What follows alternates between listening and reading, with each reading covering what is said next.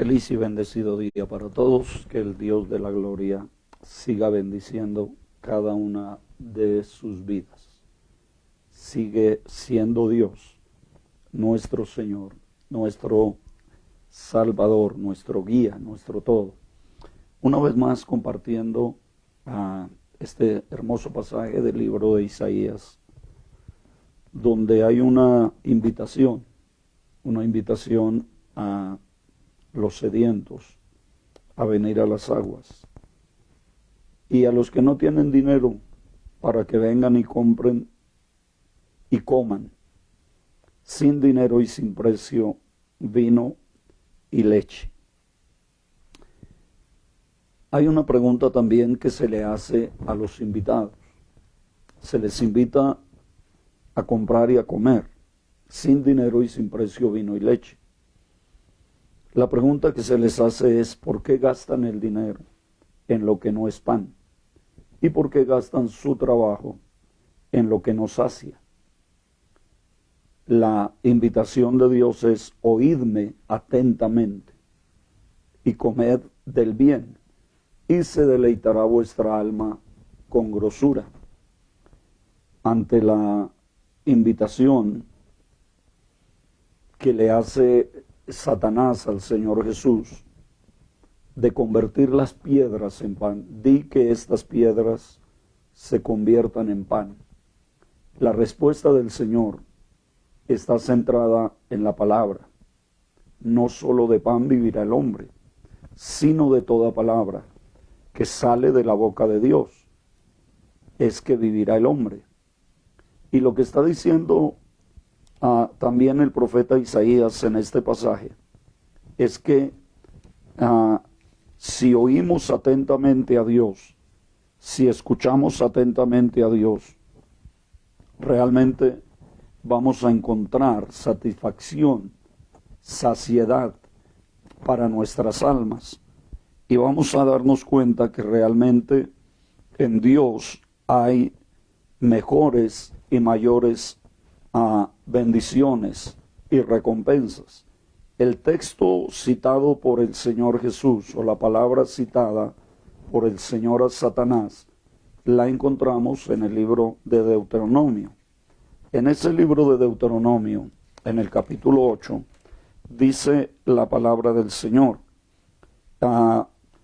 que no solo de pan vive el hombre, sino que el hombre vive también de toda palabra que sale de la boca de nuestro Dios, de toda palabra que Dios habla, que Dios determina para su pueblo. Dice concretamente en el capítulo 8 de Deuteronomio, empezando en el versículo 1, dice: cuidaréis de poner por obra todo mandamiento que yo os ordeno hoy, para que viváis y seáis multiplicados, y entréis y poseáis la tierra que Jehová prometió con juramento a vuestros padres.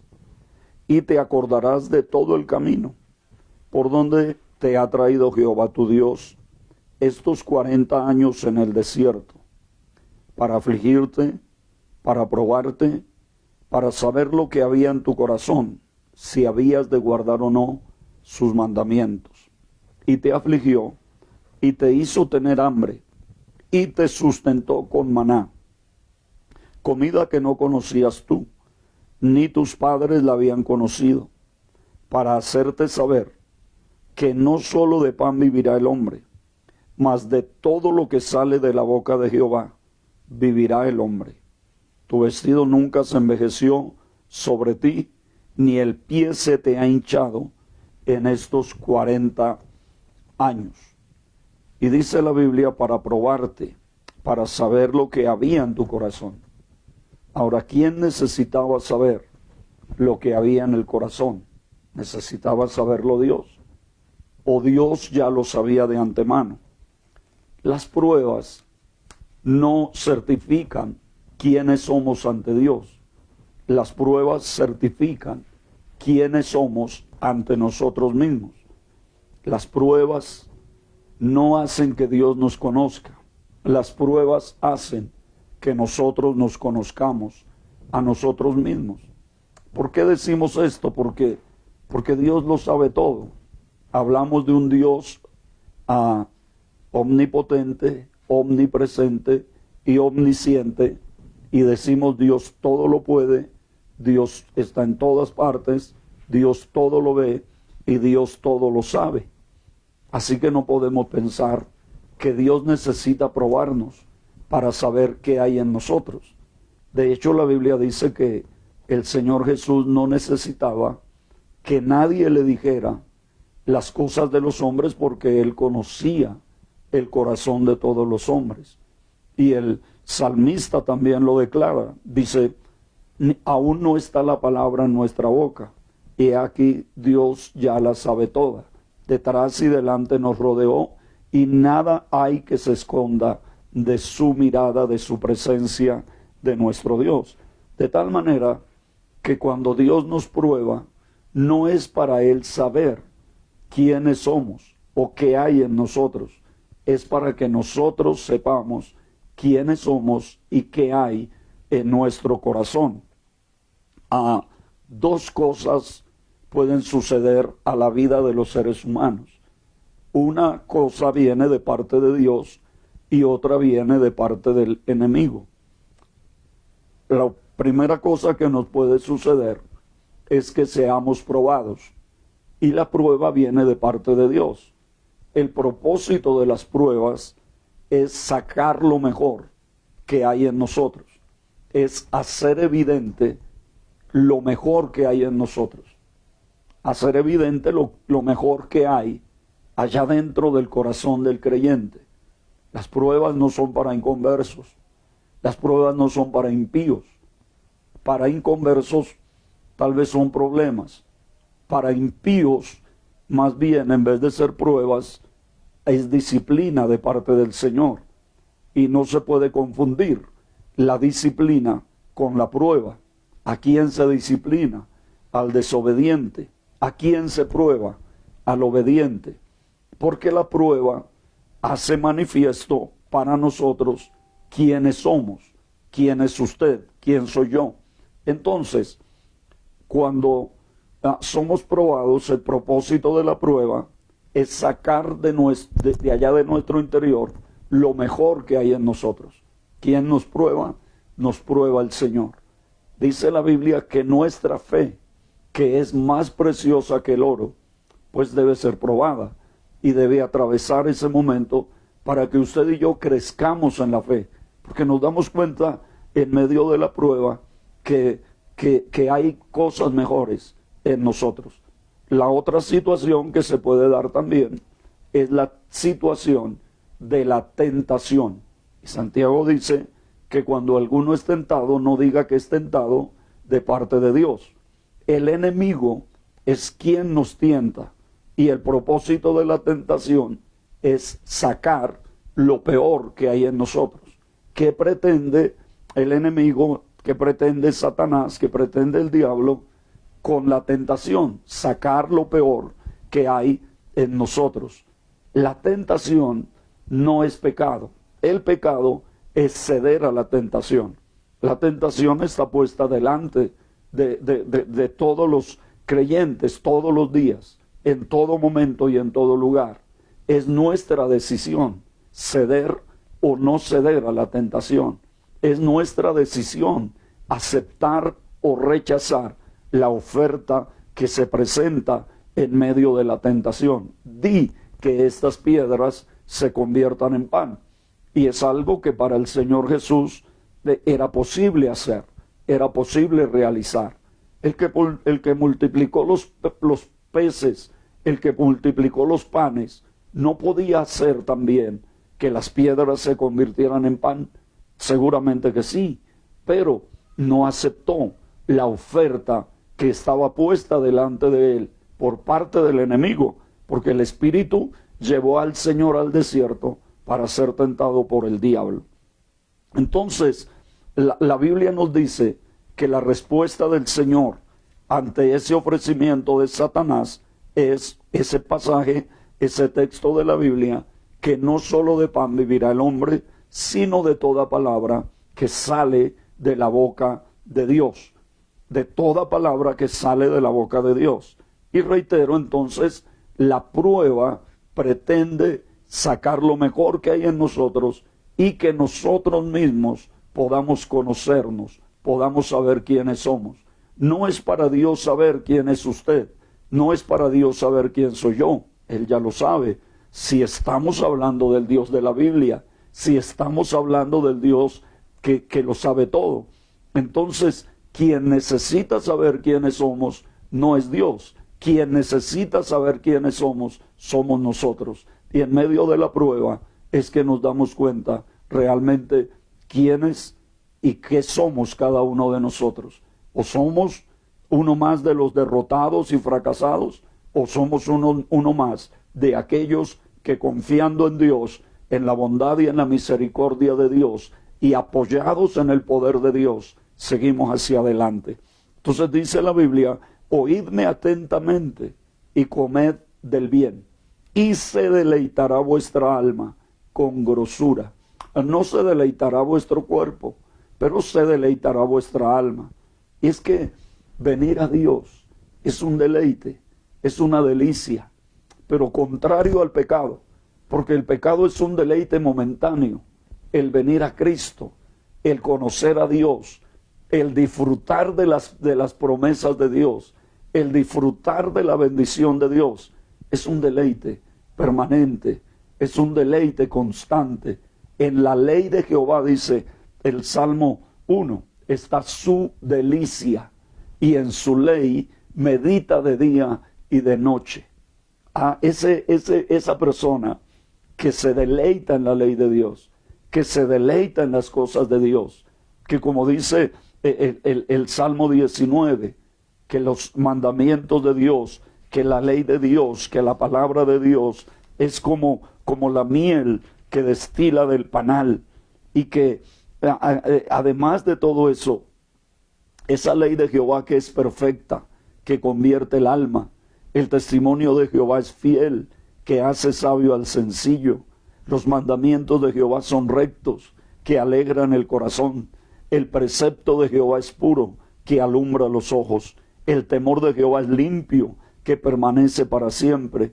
Los juicios de Jehová son verdad, todos justos. Deseables son más que el oro, y más que mucho oro afinado, y dulces más que miel, y que la que destila del panal. Dice: tu siervo es además amonestado con ellos, en guardarlos hay grande galardón. Y cuando nosotros nos deleitamos de verdad en la palabra del Señor, cuando nos deleitamos en nuestro Dios, en la gracia, en la misericordia, en la bondad de Dios, cuando nos extasiamos contemplando sus maravillas, contemplando su grandeza, contemplando su poder, entonces nos damos cuenta que realmente hay un deleite para el alma. Y el profeta Isaías lo dice ahí en ese capítulo 55. Dice: oídme atentamente y comed del bien, y se deleitará vuestra alma con grosura. Inclinad vuestro oído y venid a mí, oíd y vivirá vuestra alma. Y haré con vosotros pacto eterno, las misericordias firmes a David. Y luego el versículo 6 entonces dice: buscad a Jehová mientras pueda ser hallado, llamadle en tanto que está cercano.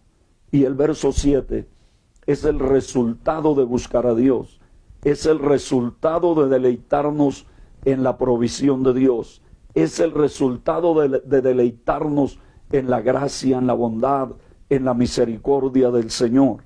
Pensemos en Israel, en medio de un inhóspito desierto, en medio de una tierra que no produce nada, caminando en el desierto, pero siendo sustentados por la mano de Dios, por la palabra de Dios, siendo sustentados por la promesa de Dios.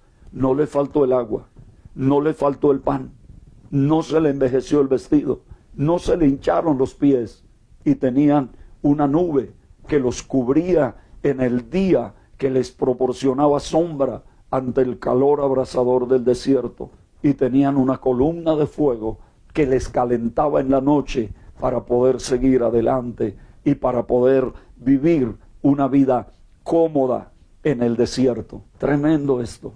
Un pueblo que vive en el desierto, pero que tiene las comodidades.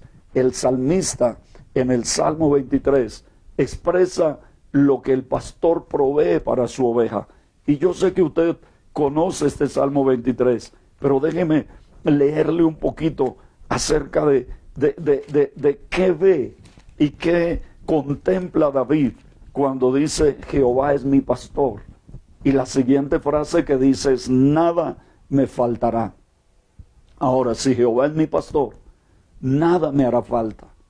Y cuando está hablando acerca de esto, no está hablando de lujos, no está hablando de extravagancias, está hablando de tener sus necesidades suplidas.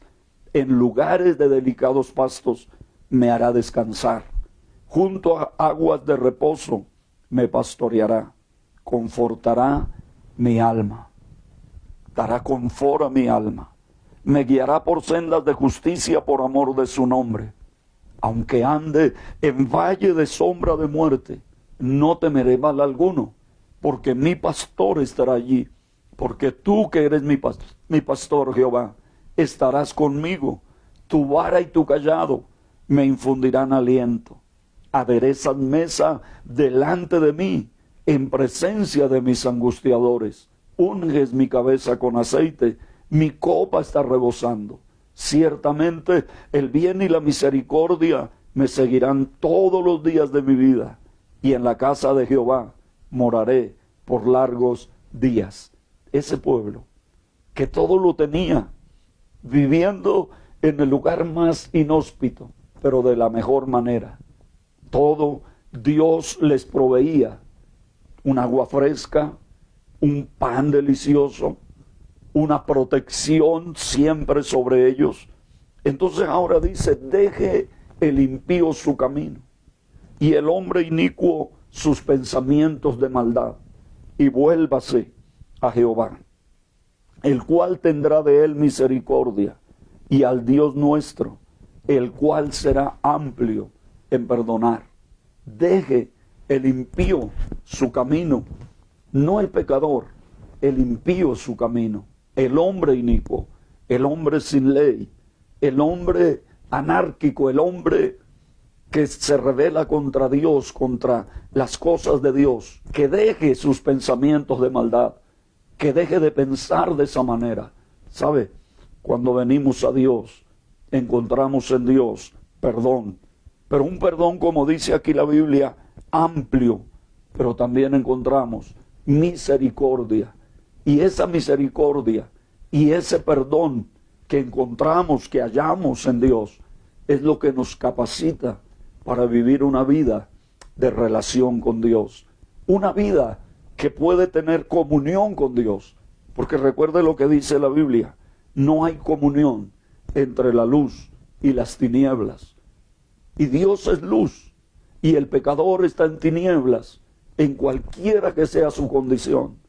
Pero esta es la vida eterna, y esto es lo que Dios nos ofrece, que Dios es luz y se acercó a nosotros y nos invita a entrar en ese reino de luz, en ese reino de su amado Hijo, porque el Señor nos trasladó de las tinieblas al reino de su amado Hijo, de nuestro Señor Jesucristo. Hay misericordia y hay abundancia de perdón. No solamente un perdón limitado, un perdón que pudiéramos decir está determinado de acuerdo a su pecado y a su maldad. No, un perdón abundante, dice, el cual será amplio en perdonar. Ese Dios nuestro tendrá de usted misericordia, pero también el perdón que Dios nos ofrece es amplio. Es un perdón que va más allá de lo que usted y yo, de lo que nosotros podamos pensar o podamos imaginar. Hoy la invitación es, busque a Dios mientras puede ser hallado. Llámelo en tanto que está cercano. Deje ese camino de impiedad, deje ese camino de anarquía, de rebelión, Deje ese camino de andar sin Dios, sin ley en el mundo. Vuélvase a Dios, que en Dios hay una vida mejor, hay una gran misericordia y hay una amplitud de perdón para su vida. Hoy puedes volverte a Dios y Dios te recibirá con los brazos abiertos, pues Dios no ha dejado de amarte, ni ha dejado de esperarte. Vuélvete a Dios, en Él hay perdón y en Él hay misericordia. Bendiciones para todos, que Dios guarde sus vidas y les ayude siempre.